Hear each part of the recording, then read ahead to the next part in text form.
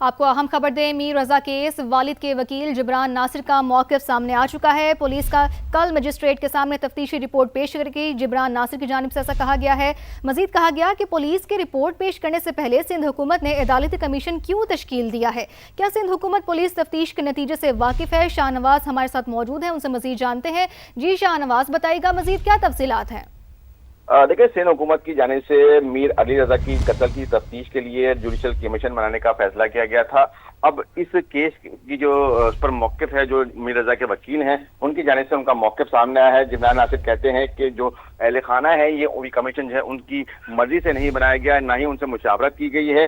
कल वो high court में जो है इस फैसले के हवाले से जो है मुखालफत करेंगे और उनकी जानिब से ये जो कहा गया है कि कल वो JIT बनाने के लिए भी जो है अदालत से दरख्वास्त करेंगे। उन्होंने कुछ सवालात उठाए हैं कि जो उन्होंने अपने जो पैगाम सोशल मीडिया पर जारी किया है, उसमें सवाल ये उठाया है कि पुलिस रिपोर्ट पेश करने से पहले ये जो सिंध हुकूमत की जानिब से अदालती कमीशन क्यों बनाया गया है। क्या सिंध हुकूमत पुलिस तफ्तीश के नतीजे से वाकिफ है और इससे इख्तलाफ करती है। जबकि मीर रजा के खानदान को बगैर बताए जो है अदालती कमीशन बनाया गया है। जबकि जो इंक्वायरी के TROs हैं उनको भी जो है ताहाल आम नहीं किया गया है। जबकि दीगर जो कानून का नाफिज करने वाले इदारों को भी इस JIT में शामिल नहीं किया गया है। तो ये बहुत सारे सवालात हैं उनकी जानिब से उठाए गए हैं और मीर रजा के जो वालिदैन हैं उनकी जानिब से भी इसकी मुखालफत की गई है। ठीक है, अपडेट्स के लिए आपका बहुत शुक्रिया।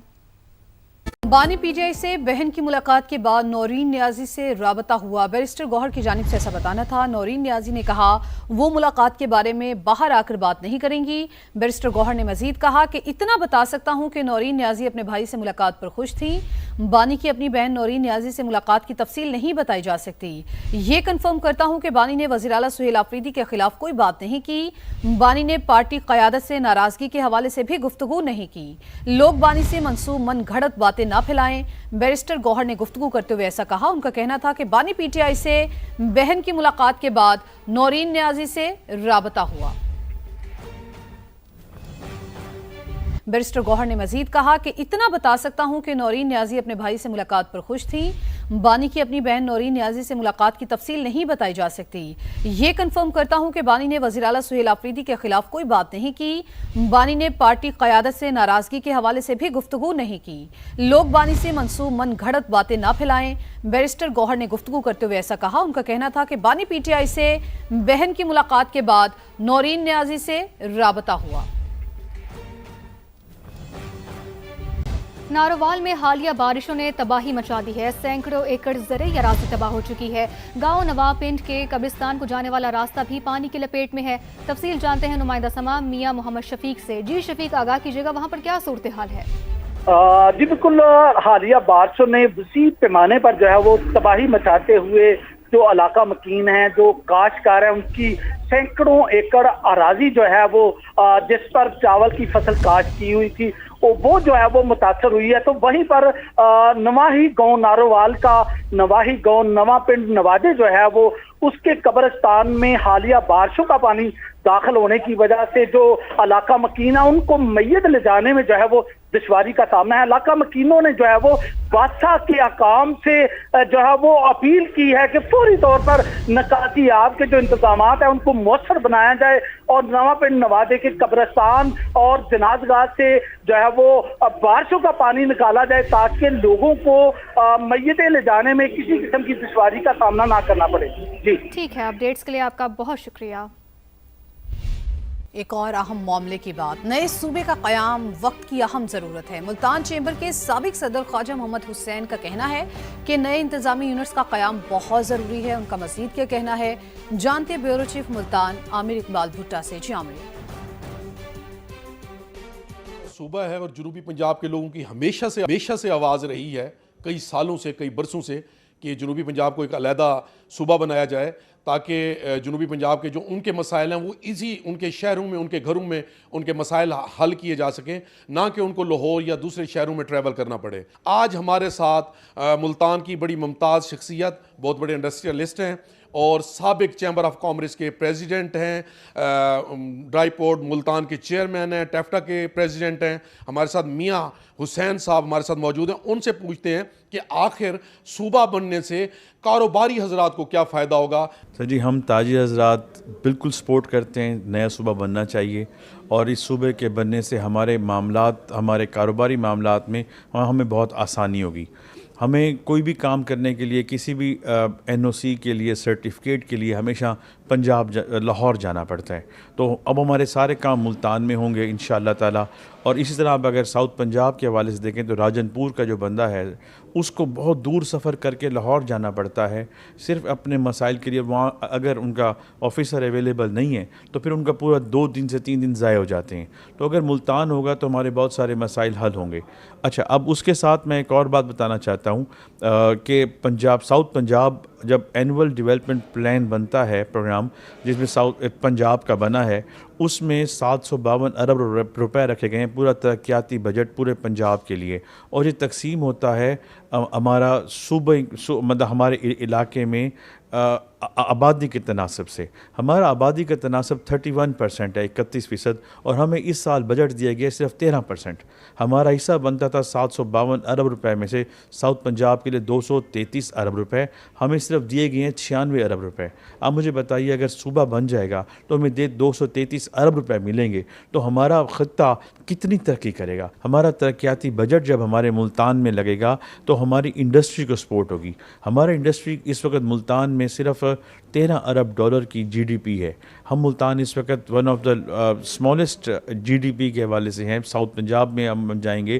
یہ جب پیسہ ہمارے ملک میں لگے, ہمارے ایریا میں لگے گا, ہمارے لوکل عوام کو, لوکل انڈسٹری کو, لوکل کاروباری اداروں کو فائدہ ہوگا. ہمارا پیسہ جو ٹیکس کی صورت میں کلیکٹ ہو رہا ہے ہمارے اپنے ہی علاقے میں لگے گا تو ہمیں بہت فائدہ ہوگا, ترقی ہوگی انڈسٹری کی. یہ صرف ان کی آواز نہیں ہے, تقریباً تمام تاجروں کی آواز ہے کہ علیحدہ صوبہ ہونا چاہیے تاکہ جو ان کا بجٹ ہے, جو یہاں کا بجٹ بنتا ہے وہ کم نہ ہو, پورا اسی خطے پر لگے, ان کے کاروبار کو بڑھوتری ملے گی. اور یہاں ان کو سیکٹریز کے لیے یا ان کو اپنے کام کے لیے لاہور نہیں جانا پڑے گا, ان کو یہیں سارے سیکٹریز بھی ملیں گے, ان کے سارے کام, ان کے جو مسائل ہیں وہ یہیں پر حل ہوں گے.